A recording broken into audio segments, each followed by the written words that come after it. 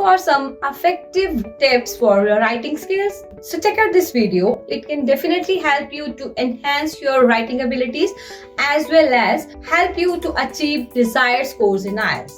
First of all, use a variety of formal linkers like however, furthermore, moreover, in contrast, because examiners would definitely check out for those. Number 2, start expressing your opinion clearly in the introduction part instead of waiting till the conclusion.